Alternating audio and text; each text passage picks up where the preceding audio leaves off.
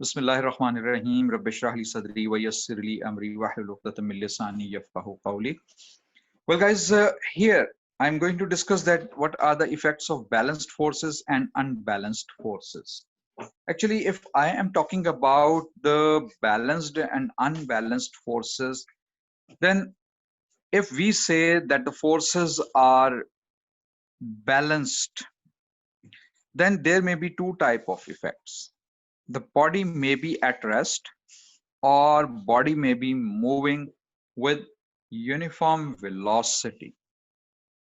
Here the movement occurs, but that movement will be the uniform velocity in a straight line because the body is moving under the action of balanced forces. The body is stationary. Well, first of all, let us discuss that the body is stationary. As I told you last time, we discussed the Newton laws of motion. In the third law of motion, I gave you the example that the table, and I gave the example that you can see that a book is like on the table. Say a book is lying on the table. And I ask you that how much force is being acted upon the table by the book. So this book is applying a force equal to the weight of the book. This book is applying a force equal to the weight of the book on the surface of the table. Now, as a result, this surface of the table is also applying a reaction force, which is the normal reaction. This normal reaction is vertically upward because the weight is acting vertically downward. These R reaction will be equal to the weight of the body. So R is equal to W. R is equal to W. W is the weight of the body. Okay. And how weight can be calculated? You know that weight is equal to mass into small g gravitational acceleration. This is the gravitational acceleration or gravitational field strength. Okay.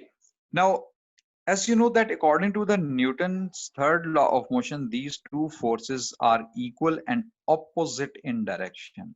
Initially, the book is at rest, so book will remain at rest under the action of these two forces. So these two forces, weight and its normal reaction, will be termed as the balanced forces, and initially the body was at rest, so body will remain at rest. So remember this, that under the balanced forces, the body, if initially the body is at rest, it will remain at rest.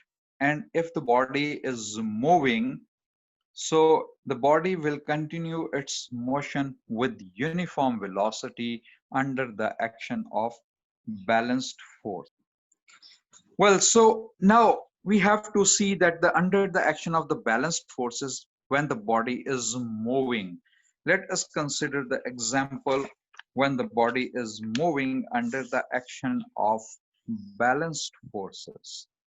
As I told you that if the body is moving, if the body was initially at rest, it will remain at rest. If the body is moving, then it will continue its motion with the uniform velocity under the action of balanced forces. Here I'll give you the example of a paratrooper. When he opens his parachute, for example, this is a paratrooper or something suspended with parachute. Okay, this weight of the parachute is acting vertically downward, and air resistance is acting vertically upward.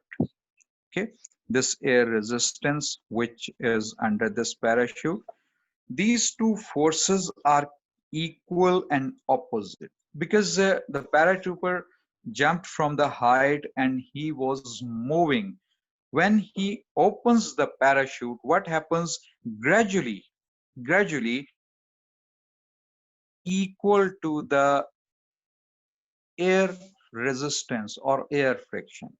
When these two forces become equal to each other, the paratrooper falls with a uniform velocity. That paratrooper falls with a uniform velocity because the gravity is pulling it downward. When he, as I told you, then when he jumps from the height, he doesn't open his parachute. But after covering certain distance, he opens the parachute.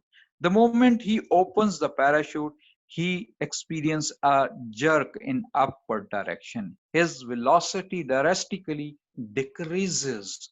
It means that an air resistance is applied because he opened the parachute. Now, when he opens the parachute, the air resistance tries to stop this motion, and the weight is vertically downward, which is causing the paratrooper to move downward, and the air resistance is trying to stop this movement. In this in under the action of these two forces, gradually this reaction force of air or resistance force of air becomes equal to the weight of the paratrooper, and then paratrooper comes with a uniform velocity in the downward direction. This uniform velocity uh, in this situation is called the terminal velocity. So remember this: when the parachutist is falling down after opening his parachute, and his weight and the air resistance become equal to each other. So this is called a uniform velocity. That uniform velocity is called terminal velocity. Now, under the action of these two balanced forces, the body is moving. As I told you, that under the action of balanced forces, the body may be stationary or the body may move with uniform velocity. Now, let us see the definition of the terminal velocity again, in which uh, when a when an object falls in a uniform gravitational field, as you know that near the surface of the earth, the gravitational field is considered as uniform. So it accelerates until air resistance is equal to the pull of the gravity. Now it is accelerating basically when he is falling down after opening the parachute. It is accelerating, but its acceleration is under the influence of two forces. One is the weight of the parachutist, and other is the air resistance. So when gradually this air resistance becomes equal to the pull of the gravity, it then continues to fall at a constant velocity, which is known as terminal velocity. Okay, so this terminal velocity is a uniform velocity.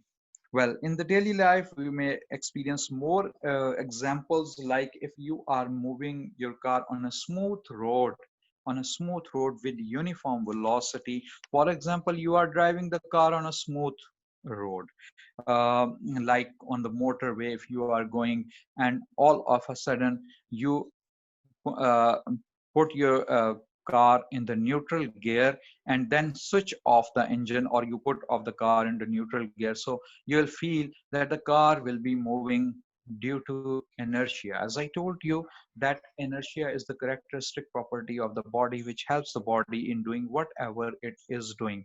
Now if we are neglecting the air resistance or the other forces, now if just after a moment, just after switching off the engine or just bringing the neutral gear, just after that, not after 13 or 15 seconds, because after 13 and 50 seconds, you obviously there will be a change in the velocity, because there are certain other forces which are stopping the engine, stopping the movement of the car.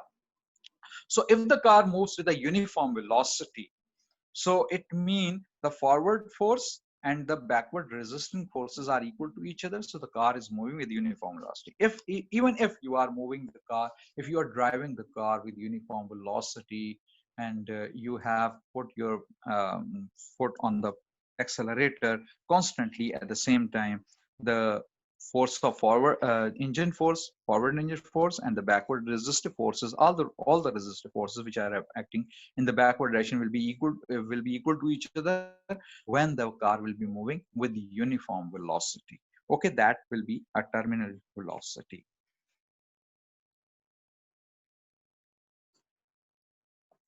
As I told you that effects of forces, balanced forces, the body may be stationary or may be moving with uniform velocity. Now, what are the effects of unbalanced forces?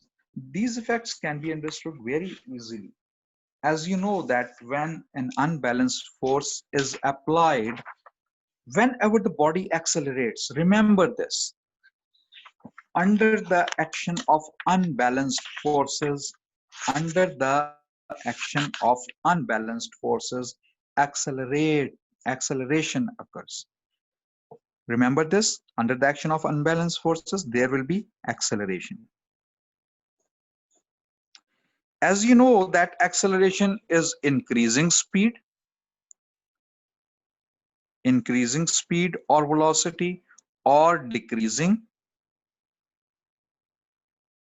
speed or velocity, or changing the direction. Changing direction. So acceleration may be due to these three reasons: increasing or decreasing of the speed or velocity, okay, and decreasing with speed or velocity, and changing the direction. These are the reasons due to which the body accelerates. And there's a very important thing which you must understand. Now I'm going to tell you that what are the effects which we have to study under unbalanced forces, the effects of unbalanced forces. For example, if there is a car, okay, it starts moving. When the car starts moving, initially it was stationary, it means its forward force must be greater than the resistive forces. Resistive forces, res I am representing with the resistive forces, or simply I can say here that R is the resistant forces, all type of resistance forces, whether it is the road resistance or the machine mechanical resistance, or it may be the air friction, whatever the resistance is there, this is R. So if the car is accelerating, remember this, that if you are going to start the car and the car is accelerating, then obviously your F mean forward force must be greater than the resistive forces whenever the car is accelerating. If the forward force will not be greater than the resistive forces, or if the forward force will be equal to the resistive forces, even then the car will not move. For the movement of the car, it is necessary that the forward driving force must be greater than the resistive forces. This was the first situation. Now, what happen if you are applying the brakes? If the car is already moving, car is already moving. Now you can see that one another thing which is very important to understand, that here you can see that I have shown the length of the forward arrow is greater than the length of backward arrow. Now here, from the size of these length, it is obvious. Sometime examiner may ask you that represent with the help of the arrows that which force is greater and which is smaller. So with this greater or longer line, you can say you can show that the forward force is greater and the backward force is smaller. Okay. In the same way, if you are applying the force brakes, if you are applying the brakes on the car, that what is happening? The backward force will be greater. The backward force will be greater, and forward force will be sorry, and the forward force will be smaller. Then the car will start stopping. Okay, so here F is less than R.